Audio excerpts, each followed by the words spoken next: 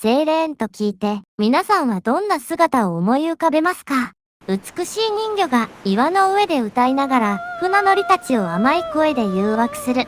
そんなイメージでしょうか？実はそれ、古代ギリシャのセーレーンとは、かなり違うんです。古代ギリシャのセーレーンは、人魚ではありませんでした。そして、その歌は、ただ美しいだけの歌でもなかったんです。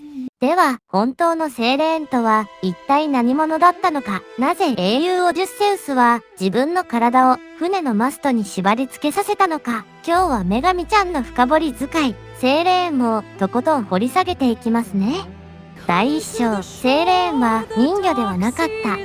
まず、はっきりさせておきたいことがあります。古代ギリシャで語られたセーレーンは、下半身が魚の人魚ではないんです。古い壺絵や彫刻に描かれるセーレーンは、女性の顔と上半身を持ちながら、体は鳥、鋭い爪のついた鳥の足を持ち、翼を広げて飛ぶ姿で表現されることが多いんです。つまり、海の生き物というより、むしろ空を飛ぶ存在に近かった。不思議じゃありませんか？歌で船乗りを誘う怪物なのに、姿は鳥。実は、この人魚のセーレーンというイメージは、後の時代、長い年月をかけて、ヨーロッパの文化の中で、少しずつ形作られていったものなんです。いつ、どの瞬間に完全に人魚になったのか、実ははっきりと一つの答えがあるわけではなく、複数の文化や物語が影響し合いながら、ゆっくりと変化していったと考えられています。このあたりは、後半の章でもう一度詳しく触れますね。まずは、古代の姿のまま、セーレーンの物語に入っていきましょう。彼女たちが待っているのは、ある一つの島。そこには、誰も語りたがらない光景が広がっていました。第2章、死者の骨が積み重なる島。ホメロスの叙事詩、オデュッセイアには、セーレーンの島の様子が描かれています。そこには、セーレーンの歌に引き寄せられ、二度と帰れなかった者たちの遺体が横たわっていました。セーレーンの歌を聴きにやってきて、二度と帰れなかった者たちの変わり果てた姿。普通なら、そんな光景を見れば、誰だって恐れて近づかないはずですよね。でも、セーレーンの歌には、その恐怖すら上回る力があった。骨が積み重なっているのを知っていてもなお、人は聞いてみたいと思ってしまう。これこそが、セーレーンという存在の本当の恐ろしさなんです。単に危険な怪物というだけでは片付けられない。知っているのに、それでも近づいてしまうという人間の心そのものを試すような存在だったんですね。さて、この危険な海域を必ず通らなければならない英雄がいました。トロイア戦争を終え、故郷を目指すオデュッセウスです。彼はこの歌を聴きたいと思ってしまった。ただ一人の人間でした。第3章、オデュッセウスが自分をマストに縛った理由。ここからが今日の中心となるお話です。オデュッセウスの船がセーレーンの島に近づく前、彼には一人の助言者がいました。魔女キルケイです。キルケイはオデュッセウスにこう警告しました。セーレーンの歌を聴いた者は二度と家に帰れないと。普通の英雄ならここでは歌を聴かずに全速力で通り過ぎようと考えるかもしれません。でもオデュッセウスは違いました。彼は歌を聴きたいと思ってしまったんです。知恵者と呼ばれる彼が危険だと分かっていながら、それでも聞きたいという欲望を捨てられなかった。そこで彼が取った方法がとても興味深いんです。まず、部下たちの耳を蜜蝋で完全に塞ぎました。彼らには歌が全く聞こえないようにしたんです。そして自分だけは帆を支えるマストに体をきつく縛り付けさせました。さらに部下たちにこう命じます。もし自分が縄をほどけ、自分を自由にしろと叫んでも決して聞くな。むしろもっと強く縛れ。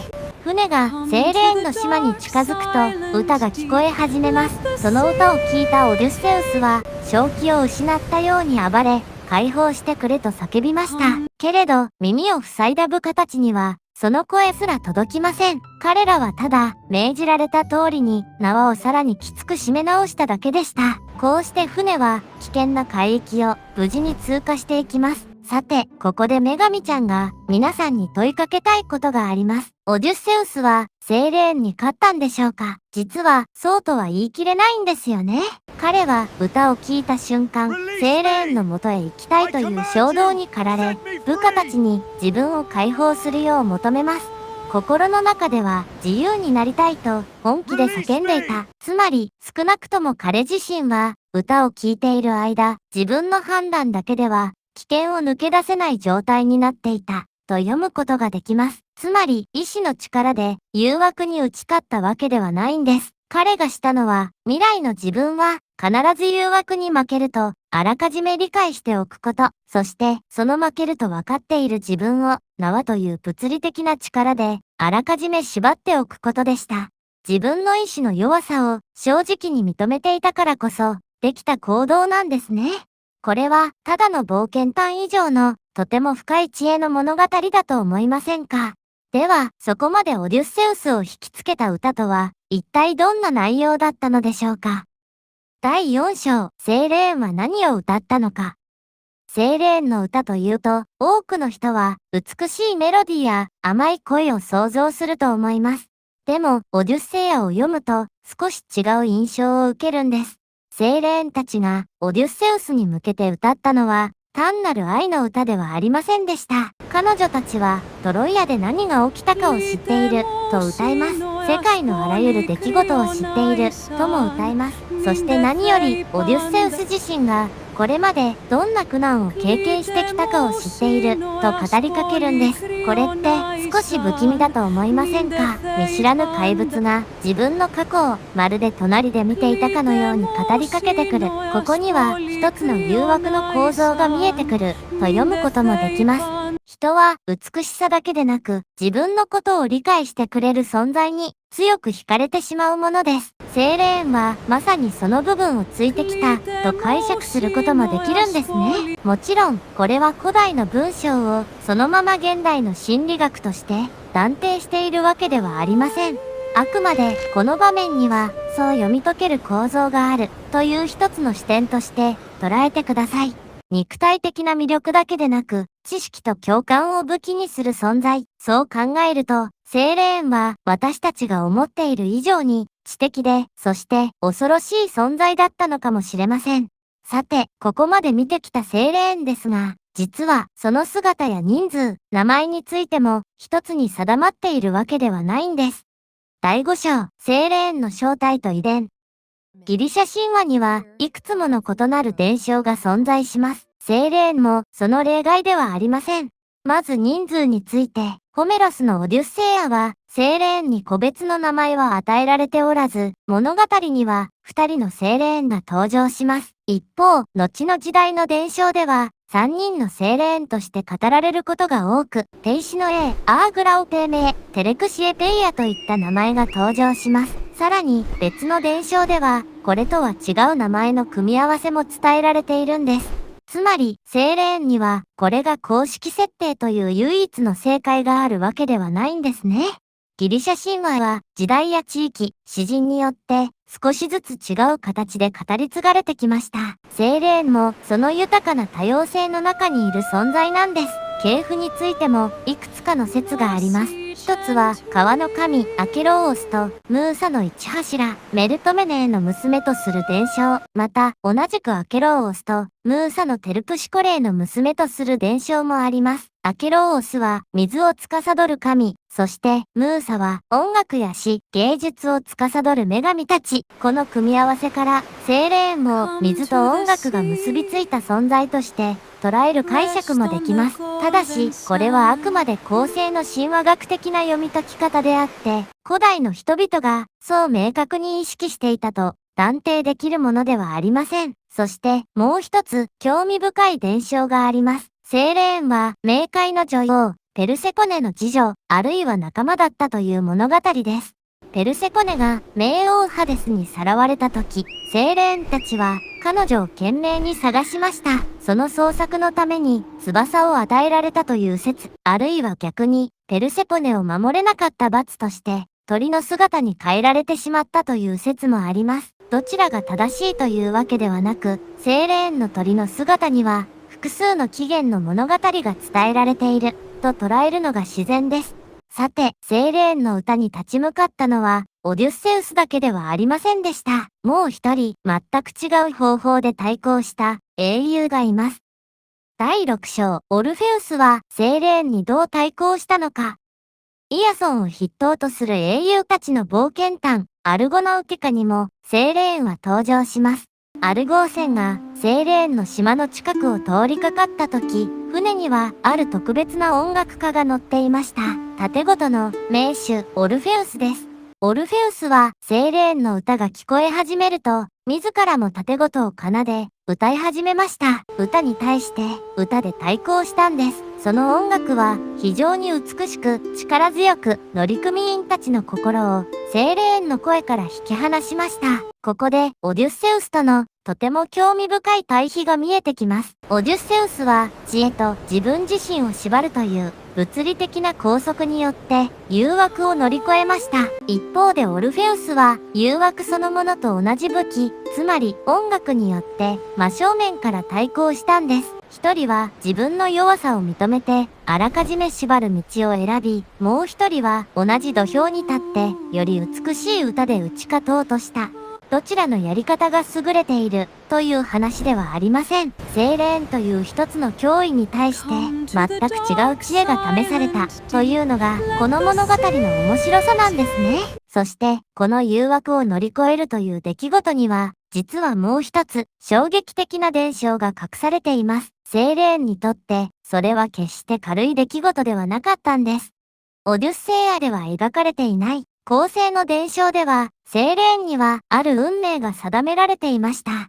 それは、誰かが彼女たちの歌を聴きながら生きて通過したなら、セーレーン自身が死ぬという運命です。つまり、セーレーンにとって、オデュッセウスの船が無事に通り過ぎたことは、単なる獲物を逃したという話ではありませんでした。彼女たち自身の運命が破られた瞬間だったのです。伝承によっては、セーレーンたちはその後、海へ身を投げたとも語られます。ただし、この結末は、ホメロスのオデュッセイアに描かれているものではなく、別の古代の伝承で語られた運命です。ここは、ホメロスの物語と、後世の物語を分けて考える必要があります。それでも、ホメロスとアポロドーロス、別の時代の人物が伝えた神話を、一つの物語として見ると、非常に印象的ですよね。人間を死へ誘ってきた存在が初めて誰かを生きて通してしまった瞬間、自らの運命によって滅びる。セーレーンという怪物にはそんな皮肉な結末まで与えられていたのです。第7章、セーレーンはなぜ人魚になったのか。先ほど、セーレーンは本来、半人半鳥の姿だったとお話ししました。では、なぜ現代では人魚として知られているのでしょうか。これは一つの出来事や一人の作者によってある日突然変わったという単純な話ではありません。セーレーンと人魚はもともと完全に別の存在でした。ここで大切なのはセーレーンがそのまま人魚になったと単純に考えないことです。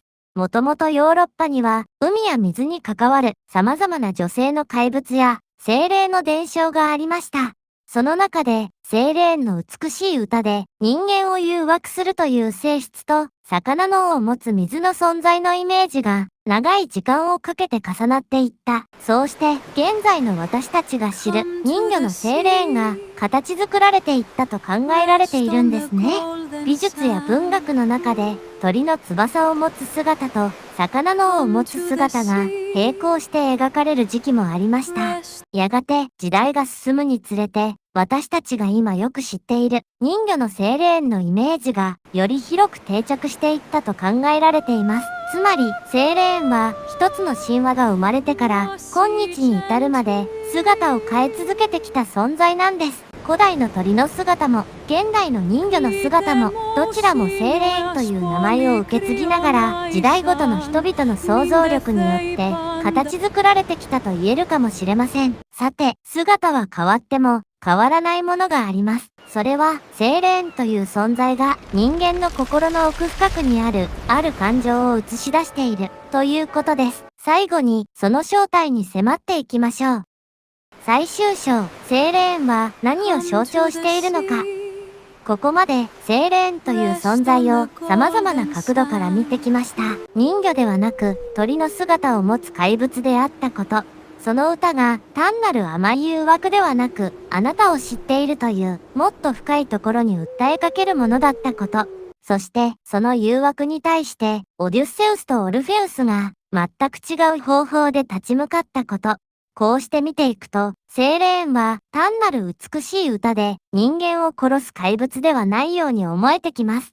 むしろ人間が最も知りたいと願っているもの、聞きたいと願っているものを見せつけて、その欲望によって人間自身を死へと導いていく存在、そう考えることもできるのではないでしょうか。特に印象深いのは、オデュッセウスの物語です。彼は、セーレーンの歌を聴きたいという欲望を、最後まで捨てませんでした。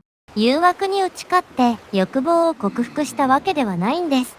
欲望を持ったまま、その欲望に飲み込まれないための仕組みを自分自身であらかじめ用意した。これは私たちの日常にもどこか重なる部分があるように思います。もしかすると、セーレーンの歌は海の向こうから聞こえてくるものではないのかもしれません。自分だけは大丈夫。もう少しだけ知りたい。ここまで来たのだから、聞いてみたい。そんな心の中の声こそが、セーレーンの歌なのかもしれませんね。